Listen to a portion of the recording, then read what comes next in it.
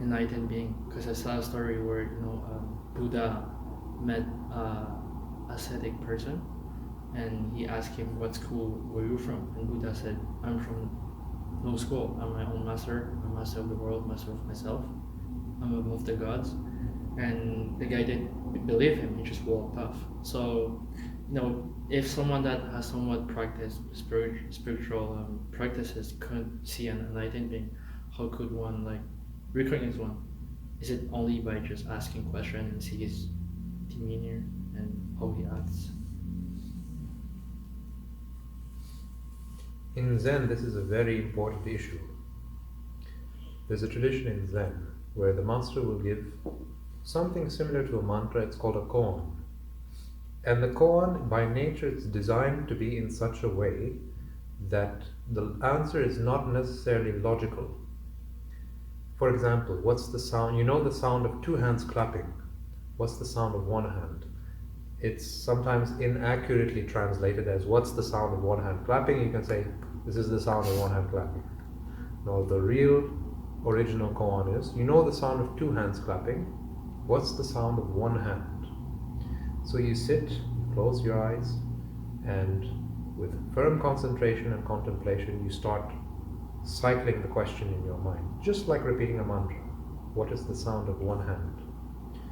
And your intellect, being conditioned by its habitual patterns, it's bound to produce all kinds of answers. The sound of one hand is the sound of running water. It's the sound of the rustling of the leaves. Any number of concepts your mind is going to generate. In all of these cases, if you go to the master and tell him, the answer is silence, for instance. The sound of one hand clapping is silence. You're wrong. It's supposed to make a silence in your mind, right? Where you don't answer. Not so much. It's not mere silence which is the goal here. Because then you can just concentrate on the breath, enter into thoughtless consciousness of samadhi, and that could be the sound of one hand clapping. It wants you to transcend even silence. Transcend thoughts. To transcend the structure of thought altogether, so that your mind can be receptive to another type of knowledge which is not produced by the intellect, which comes from a refined, intuitive wisdom. And keep in mind, oftentimes when asking these questions, the monk has a background of intellectual knowledge. He's learned the teachings of Buddha. He's learned the Four Noble Truths. He's learned the concept, intellectually at least, of Shunya, emptiness, that nothing has an independent reality of its own. It's with that background of associations that he starts investing his energies into these questions. This is the problem when you take some of these koans and you remove them isolated from the background of the tradition. You have to put yourself in the shoes of the monk who's passing through that training. Now the master, having directly experienced Shunya, depending on, he's not looking for an answer, he's looking for a demonstration. A demonstration that you've realized Shunya. Just to realize the reality of so-called no self. Sometimes the answer is produced spontaneously. Lifting a finger, that could be the answer. Or just a sudden shout. But the idea is you have to demonstrate that you've bypassed all of this logical sequence and that your mind is truly receptive to an intuitive wisdom. And the master will be able to detect whether or not you're too much clouded by the intellect, or whether what you're expressing is really a reflection of the realization of Shunya. But that is the goal, to demonstrate you have not just contemplated deeply, this is not just intellectual, dry, stale knowledge, that this is a genuine eruption, a revolution. And when a revolution has happened to you, it's often in such a way that your entire being is impacted by it. It's truly alchemical. The look in your eyes will be different. Your choice of words, if you're going to express yourself verbally, is going to be different. Your body language is going to be different. It's said that Gautama Buddha, after he came to his enlightenment, before he came to his enlightenment, he practiced yoga with 5 monks, yogis, in the forest, Yeah. who were conditioned to practicing very extreme ascetic methods, fasting for days on end, standing on one leg, rigorous control of the body. And he thought, no, this cannot be the path, these paths of extremes. It's a middle path, which is the real entry point into the mysteries of existence. Having come to his realization through what he called the middle way, he went back to see those 5 yogis to share what he had discovered. The tradition says, just seeing Gautama Buddha walking in the distance, and he was rejected by them, they thought, okay, now he's a lot more loose, he's abandoned his rigorous discipline, he has fallen. He has lost his holiness. Just seeing him walking in the distance, he looked the same man, but they felt this is not the same man. A radical it's almost as if he was carrying a mysterious aura, totally different than what the Gautama that they used to know. This immediately hooked them. And then when he started sharing his understanding, seeing how contented he was, how his mind was truly liberated from suffering, they found, yes, he seems to have discovered the truth. This is one of the side effects of genuine realization, that the mind is either completely cleared of suffering, or sufferings have been minimized to the least degree possible. So you can look at it also in terms of scientific side effects. For instance, there are scientific side effects. You can remove all belief system and philosophy about this. There are scientific side effects to a mind which is very much governed by the force of the ego. Fear is one. Similarly, there are natural side effects that arise when the mind is no longer clouded by egotism, one of which is compassion, fearlessness. If probed, if you give him the opportunity to express his understanding, he will express it with such originality that cannot be replicated in any sutra, in any scripture.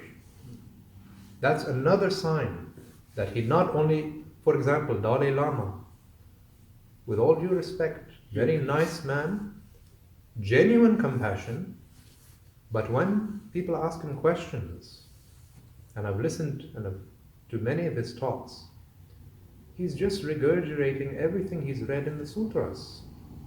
Sutras which are at least 2,500 years old. They've not progressed to the contemporary times in 2,500 years. This is another sign that a genuine sage will be able to present his understanding in a way which is relevant to the person who's sitting right in front of him, which is very contemporary, not just a dead ghost of the past. Now here's the tricky thing. Even with all of these things together, still there's no absolute way to confirm this guy is enlightened. So I'll tell you what's the best, what seems to be the most reliable indicator. It has to do with the master-disciple relationship. Not giving talks. I'm not talking about that. Not the discourses that are given. I'm talking about practice. If the disciple finds, as he enters deeper into the process, he's bound to come across many obstacles. If the master demonstrates through action, not through mere talk, through action, through actually prescribing remedies, that time and time again he's able to guide the disciple to overcoming these obstacles, then this is a very good sign that there's genuine inner experience that's at work here. He's like a doctor. He knows what's the remedy, what is the diagnosis, and he shows a sensitivity where he can give the right diagnosis and it works. This still doesn't confirm his enlightenment, but it shows something, genuine inner experience. And different, for example, monks may not be enlightened, but they can guide you towards what is relevant to their inner experience. For example, if all that he knows is guiding you to the second depth of meditation. There's multiple depths, 8 depths of meditation. If all that he knows is how to guide you to the second depth of meditation, he can guide you. He can show you the way. But beyond that stage, he's paralyzed. And the limitation will become very clear, because once you reach that point, you will see he can no longer be of help. You understand? So sometimes this trust that cultivates between the student and the master takes time. Some students are naive. They want to believe that their master is enlightened, and in a way they're proud about the fact, because it sort of suggests that if you are under the guidance of a great master, then you're a great student. It's a self-glorifying thing. You get my meaning? So it's like you go to a tarot card reader and you have the expectation that they're going to tell you your fortune. This is the same. You're going to the master, you have an expectation and a craving desire for him to be enlightened, because that gives you security that you're under the guidance of an enlightened consciousness. This is, for some people, it's better than being under the guidance of God, because this is a living being, human, practical, down to earth, and living in the body. That's tricky. If it's a genuine master, he will try to cut through these hidden cravings, because that's also ego fulfilling.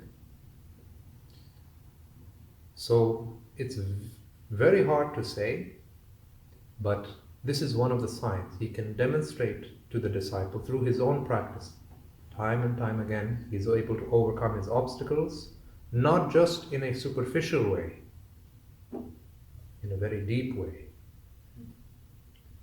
Yeah, I felt there's many times where you have given me insight into my own psyche, that I found that it was astonishing, that you were very precise and revealed things I didn't know. But other times you act pretty normal, like any other normal human being, so it would confuse me. Could you be more? I've been curious. You've told me this before. Yeah. I'm ordinary. Yeah, so I don't So know. what do you mean, like? Because you say a normal human being, and this gives the suggestion that I'm sick. Because most people are sick. Yeah, I guess I meant like a non-spiritual... Most people are stressful, filled with fear, don't know how to to handle and manage their stress. So they seek all kinds of consolations, which are systems of self-deception, religion, philosophy, relationship, fame, accumulation of wealth, social status. A lot of people have almost a haunting wound that drives them to collect all these attachments just to confirm that yes, I'm safe, I'm secure. So do you mean? No, I guess you know how the stories where they say, oh, when you meet an enlightened being, there will be so much such a light, such a presence, such a magnetic presence, such a, I don't know, like a grandiose feeling towards them, which I feel peaceful. I feel some of them, but I'm not hypnotized. I mean, I don't think so. Anyways, I hope not. Yeah. So then you're falling asleep. Yeah, yeah. But I definitely feel you're different. But